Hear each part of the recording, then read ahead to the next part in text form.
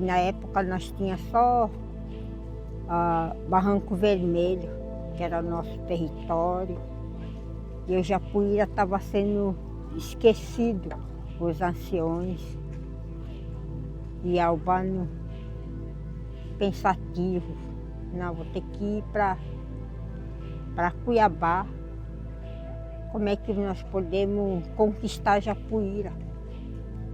Porque lá tá nossos parentes enterrados, lá está o castanhal, lá está as ervas do mato, lá está a riqueza nossa. E nós conhecemos muito as ervas e aqui não tem. A nossa grande preocupação é isso. Aí eu vou ver com a FUNAI se a FUNAI nos ajuda para poder nós conquistar Japuíra.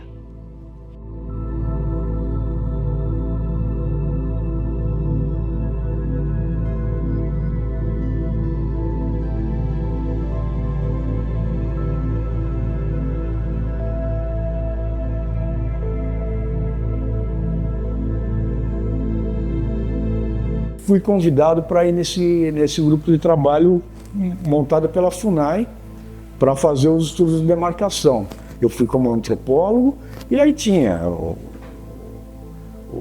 cara do INCRA, tinha o agrimensor, enfim, é um grupo de trabalho da FUNAI naqueles tempos. Aí nós fomos, quando nós fomos, eu não sabia desse plano dos índios, ninguém sabia, mas quando nós fomos, nos acompanharam algumas voadeiras com indígenas de Iquibates, né? E já tinha ido um monte de gente de canoa. E ficaram acampados numa ilha pertinho da sede da fazenda de Japuíra. Eu lembro que a gente chegou lá, só o pessoal da FUNAI, né? Porque a gente não foi junto com os índios, foram junto com a gente. Foi meio paralelo, eles foram ficando lá, a gente viu que eles estavam indo e nós fomos. Nós chegamos lá de manhã, a gente já acamparam também no mato antes, chegamos de manhã, fomos recebidos com os cabos de arma na mão, né, com espingarda apontando para mim, o que vocês querem aqui? Falei, não, aqui é da FUNAI, é oficial, governo federal, precisamos ver, tal. Eles não permitiram que a gente fosse fazer todo o trabalho lá, né, tivemos que sair, quer dizer, a gente conversou, avisamos o que era, né, mas não fizemos, vamos dizer assim, não percorremos a área, né, porque não deu clima para isso.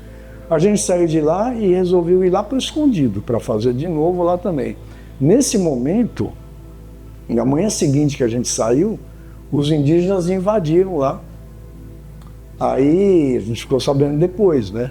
Mas eles prenderam todos os funcionários, acho que tinha uns 8 ou 10 funcionários lá mais armados, né? Ninguém bateu em ninguém, ninguém atirou em ninguém. Eles cercaram, os caras se renderam, desarmaram, e botaram eles nas voadeiras e levaram para o Porto de Juruena. Não tinha cidade de Juruena ainda. Tinha a gleba Juruena e de lá do rio tinha uma estrada até lá. Eles largaram os caras lá e foram para lá, né? Só ficaram lá. Quando chegou assim na beira do pasto, que pasto era grande, derrubada grande, né? Então tinha vários córregos ali. Fizeram até represa lá para poder colocar os peixes na represa que eles fizeram.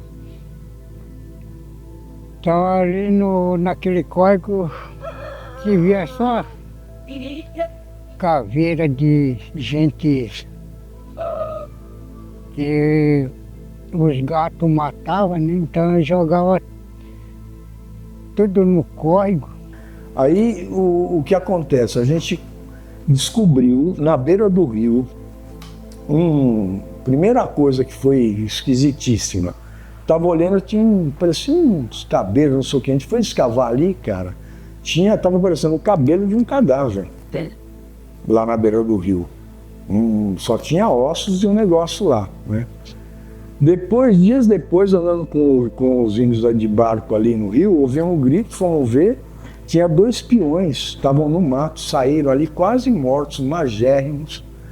E depois a gente viu a história deles. Eram 2 peões que estavam há 24 dias no mato, tentando fugir daquela fazenda, que eles eram mantidos presos, porque Eles foram levados lá por um gato, né, que chamava esse cara, que levaram até lá, um lugar que não tinha estrada nenhuma na época, você só ia por rio ou por avião. Tinha uma pista de pouso lá, né, na fazenda em Japuíra, né? E os caras foram lá, assim como outros, e falaram que eles apanhavam, que muitos sumiram lá, porque se revoltavam, os caras sumiam. Provavelmente um daqueles a gente achou era um cara que sumiu, né? E esses caras a gente levou conosco para Juína depois, né? Quando a gente saiu de lá, a gente carregou com a gente. Era um menino de uns 16 anos, magrinho, mas eles estavam acabados, tudo machucado, desnutrido, desidratado, né? Os índios cuidaram deles quase uma semana ali, e a gente levou com a gente. Eles não quiseram dar queixa, não quiseram dar depoimento, não quiseram nada, morrendo de medo. A gente ainda deu grana para eles, pessoal, para pegar ônibus, cada um voltar para sua cidade, né? Há muito tempo também, quando foi retomado dessa terra de Japuíra, veio um antropólogo falso tentando desviar a intenção do governo para que falando da terra, que a terra não era do povo de Baxter, que não existia índio aqui nessa terra, que a terra era do fazendeiro. Olha, foi em 85, já estava um período assim mais politicamente no país, já os militares não tinham mais assim tanta influência, estava um período de transição, né? Então foi um momento assim que, na época, conheceram a Tancredo Neves, que assumia, foi eleito e tudo, aí infelizmente não conseguiu. Aí entrou Sarney. Então estava naquela situação conturbada e tudo, mas dentro da FUNAI ainda tinha militares assim que eles atuavam assim contra, né? E você sabe como que é a estrutura do militarismo, né? Não tinha assim, não dava muito. Ele achava que ainda tinha que ser daquele jeito, tinha que ser dominado, considerava nós como seres inferiores, e os indigenistas era a mesma coisa, né? Eles usavam outros meios de tratar os indígenas. Nesse meio tempo, a FUNAI manda um antropólogo lá para a área, que era o Célio Horst. Ele foi um antropólogo da FUNAI, eu fiz uma denúncia dele na Associação Brasileira de Antropologia, na época. Ele foi para lá, apareceu numa boa, querendo conversar. Ele convenceu o Rafael, que estava em Cuiabá, foi para falar junto com a Lindo, do Coró, para dar as notícias, né? Convenceu o Rafael a ir com ele de avião lá para o Japuíra, para poder conversar com os índios, tentar acalmar os ânimos e tal. E o Rafael entrou na conversa dele e levou ele para lá. Ele ficou uns dias lá, viu tudo, e os índios explicaram por que sim, por que não, que estavam ali. Ele voltou e fez um relatório dizendo que os índios estavam invadindo as fazendas, que o pai de Balduino e a igreja estavam botando dinheiro lá, insuflando os índios à rebelião. A gente estava na ditadura ainda, né? Nessa época ainda. E que eles queriam desestabilizar o governo do Mato Grosso e invadir fazendas vizinhas. Mas tal que daí aquele tal de Luiz Tavares, ele já tinha ocupado aquela fazenda. Ele considerava como se fosse dele. Eles não têm assim, não tinha documentos que comprovava realmente, né, que eles compraram aquela terra. Mas como eu já falei, eles como eram amigos do presidente, tinham certos privilégios de ter influência de ocupar aquela terra. Então foi por isso que surgiu toda aquela situação difícil, né, que aconteceu. Na época do Oscar Bandeiro de Melo, que era o delegado, que a gente falava que era o delegado da FUNAI, de Cuiabá, decretou que deu um certidão negativo dizendo que não existia o índio. Aí ele falou, ele mostrou certidão negativa. Peguei certidão negativa, até hoje está comigo, tomei dele e não devolvi mais para ele. Até hoje comigo. Isso aí chega no governador do Mato Grosso, Júlio Campos, que manda para não sei para onde, movimentou os poderes no Brasil, mandaram para lá. Primeiro mandaram os policiais tentando tirar os índios, eles resistiram, não conseguiram, nem chegaram lá. Aí quando nós fomos para o mato, nós botamos aquele ovo de avião Aí já preocupou nós, que nós era em 20 pessoas que estavam dentro do mato. Tudo de arco e flecha e alguns com carabina 22. Estava na aldeia ali da primeira cachoeira, aldeia Primavera, né? E em Fontanilhas tinha uma senhora, uma velha negra, até a Donaira, que morava lá, e conversando com ela, ela falou, olha, chegou um avião aí cheio de policial, tinha um campo de pouso lá, né? O policial trouxeram o barco, não sei o quê. Eu estava com meu filho lá, Keter, estava comigo, e eu percebi, então, saquei que estavam armando uma operação contra o Japuíra. Uma operação meio militar até, né? E lá, na época, não tinha celular, não tinha telefone. Eu saí com meu filho, fui para Juína, de Juína consegui ligar para Brasília, falei com a Apuena Meirelles, que era o presidente da FUNAI, falei, Apuena, está acontecendo isso. Os caras vão invadir lá, vai ser uma mortandade, bababá. O Apuena, que não sabia de nada, desconversou, né? E o que aconteceu? Dia 31 de julho, tinha 2 aviões, ficaram sobrevoando o Japuíra, né? 2 aviões, chegou um barco grande com uns 30 policiais, mais 2 barcos pequenos com mais policiais, um total de 47. Depois eu peguei os dados da operação. Era um tenente que comandava, especializado em guerrilha, em guerrilha na selva, né? Em luta na selva, contra a guerrilha, etc. e tal. Altair Magalhães comandava esse grupo. Então, são coisas que eles mesmos já tinham montado um esquema de guerrilha. O Arlindo Pudata, que também já é falecido, e o Rafael estavam num capim na beira do rio olhando eles chegarem e estavam lá, vamos atirar neles ou não vamos? Aí viram o tamanho de policiais, cheio de armamento, com metralhadora, com não sei o quê, e falaram, vamos deixar eles chegar, a gente conversa. Mas nós também já tínhamos montado uma estratégia, porque lá na beira do rio tinha aquele morro, né, lá em cima, é a baixada que dá para ver morro. Nós já tínhamos montado uma estratégia de falar que fora não ficar ali pelo menos 10 pessoas, que aquelas monstros de pedras, né? Aí finado Albano, esse falou para nós, ele falou, olha, hoje os meninos chegaram, aí começaram a invadir, aí vocês ficam atentos aí. Mas como eu tenho só uma perna, eu não tenho como correr, ele falou para nós. Aí quem vai defender é vocês que vão me defender. Eles chegaram e começaram a tacar bomba incendiária nesse pasto, nesse mato.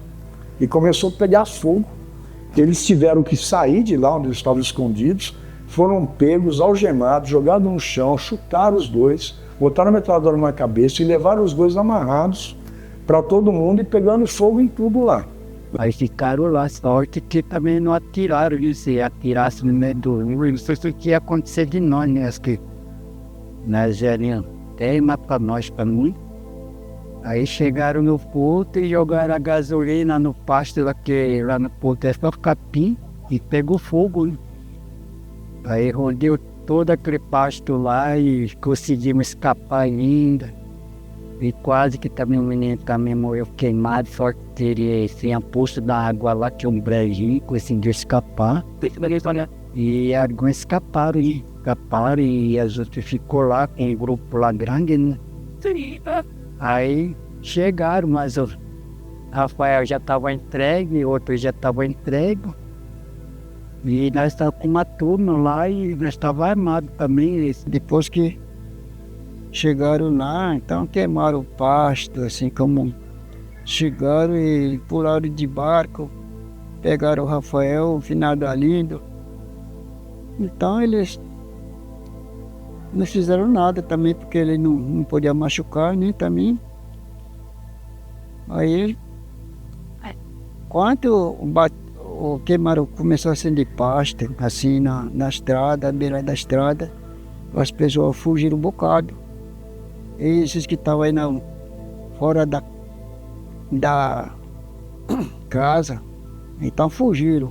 Só que aquele companheiro nosso correu na beira do rio, se estivesse lá para dentro, ele tinha morrido queimado. E lá foi uma coisa bem armada, por isso que a estratégia deles foi bem combinada. Aí não fizemos nada, né? Fomos lá e se entregamos tudo. E ficamos mais de hora lá no solão e tudo, desarmamos nós, um monte de flecha lá e tudo. Mas eles falaram, já saíram bem combinados, falaram que se nós não reagíssemos, eles também não eram para reagir.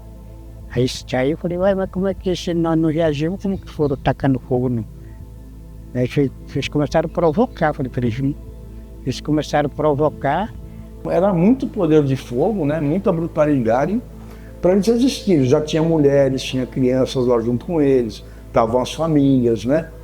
E aí eles foram pegando todo mundo. O Balduino e o Rafael foram presos de barco, levaram eles lá na direção de Juruena, né? Chegou lá, separaram, o Rafael foi solto e o Balduino foi preso. Lá botaram fogo, lá jogaram alho no chão, e várias pessoas foram ameaçadas. E, no entanto, no porto do Japuíra, Balduino veio para trazer mantimento para as pessoas, para poder se alimentar. Aí, assim que ele chegou, pegaram o Balduino, amarraram. E nessa hora, esse Albano subiu lá da fazenda para ir aqui encontrar com as outras pessoas que estavam chegando de barco. Porque veio 5 barcos cheios de gente. Aí, no entanto, já tinham amarrado o Balduino, já estavam levando. Aí é onde eles cercaram os barcos. Aí falaram para eles, vocês estão levando o Balduino para quê? Para quê? O Balduino não está fazendo mal para nós, não. Ele está trazendo alimento para nós comer. Duas pessoas do nosso povo, de Batsa, foi levado para a cidade, foram presos, né? Eu me lembro que um deles foi Rafael, né? Que ele foi preso. O fazendeiro mandou os policiais levar para prender ele na cidade, né? E tomaram todas as flechas, as armas que eles tinham, que era a nossa defesa, né? Que eram nossas flechas. Então eles foram presos por causa disso, mas aí eles saíram, né? Voltou para a aldeia, e depois, com o passar de um tempo, eles foram tudo para Brasília, onde foram reivindicar a questão da terra. Isso daí o pessoal ocupou, botou eles para fora, né? A boa parte que estavam lá fugiram pelo mato, voltaram, mulheres e crianças e homens e tudo, conseguiram vir a pé ainda, atravessar o Rio do Sangue e chegar na área que já estava demarcada, né? Fugindo de lá. E daí a luta se transferiu para Brasília, né?